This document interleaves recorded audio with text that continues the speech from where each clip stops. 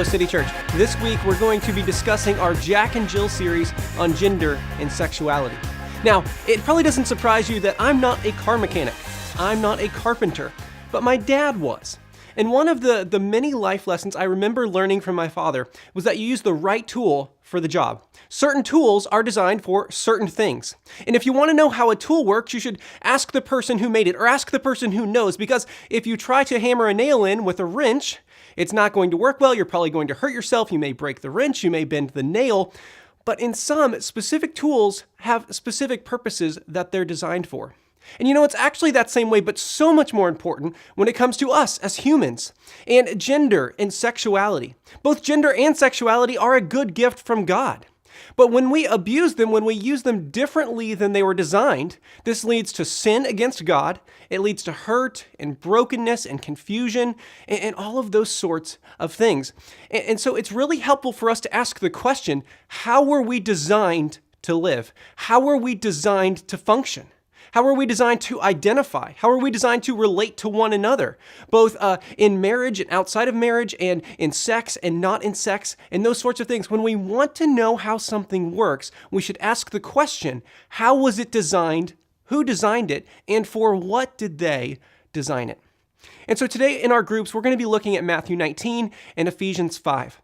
And as you have hopefully read through Matthew 19, what you will see is that Jesus, when he's questioned on divorce, he doesn't just give them a quick answer, a bullet point answer on divorce. No, what he answers with is an affirmation of what God said all the way back in Genesis. And he affirmed that Adam and Eve were real people, and that they were created male and they were created female. This wasn't something they chose for themselves. This wasn't something that was assigned to them. This wasn't a cultural stereotype. No, the very first two people before there was a culture were created male and female. They were created that way by God. But they were created for a purpose, because they weren't just created to live as isolated individuals. They were created to come together and live in a marriage. And that's a word we probably need to push in a little to and describe. You'll notice I didn't say define, because God defines marriage. We live in a day and age today where we think as people, as the creation, that we can define how we are supposed to live, that we can override our design. But no, God created us for a purpose. He created men so that men and women, one of each, would come together and live together for one lifetime. And everything outside of that is sinful if sex takes place there. So if you want to ask, where did Jesus address same-sex marriage? Where did Jesus address pornography? Where did Jesus address premarital sex? Well, he addressed it in Matthew 19, where he says that the standard of correct, designed sexual intimacy is only in the context of a marriage, which is one man coming together with one woman for one lifetime. Yet often we come to the text and we say, well, it doesn't specifically prohibit this thing. Well, the Bible doesn't prohibit hitting your sister. It doesn't explicitly prohibit insider trading on the stock market. It doesn't prohibit, and you could fill in the blank, but it does set up standards for what is right. And by extension, everything outside of those standards is wrong. But this passage in Matthew 19 also addresses divorce.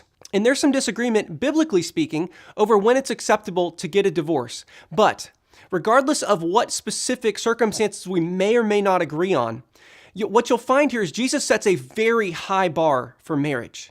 So for those considering entering marriage, or if you should stay in a marriage, let's lean into Jesus's statement here, which was so extreme to the disciples that they reply, who should even get married then? Like that's such a high standard for what marriage means, for what that commitment looks like. And yet often we come and we say, well, what are all the valid reasons I could get divorced?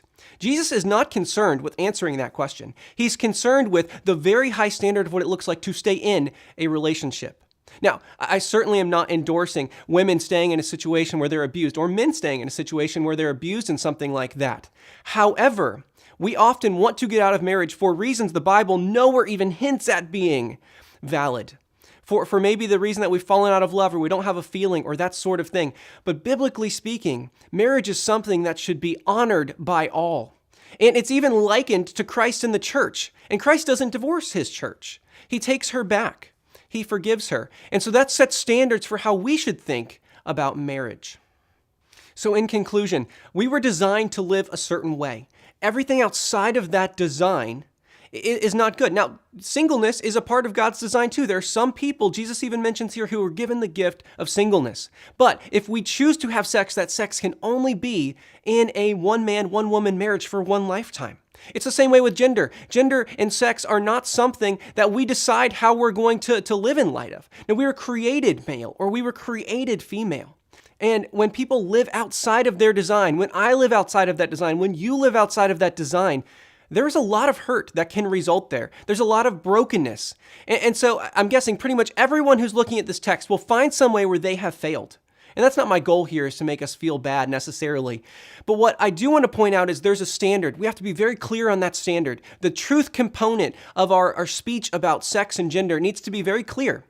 But we also have to equally proclaim with clarity that there's healing and restoration and grace that is found in the gospel. There's a community in the church that wants to come alongside you and walk with you through whatever sort of hard circumstance you've been a part of or are currently going with. So we can be clear on the truth side of things, and we should be compassionate in how we present that and how we interact with people. But it's not compassionate not to have the truth side of things, and it's not compassionate to only have the truth side of things. We must have both conviction and clarity, truth and grace, those sorts of things. So I hope you have a good conversation in your group about what it looks like to live these principles out in our daily lives.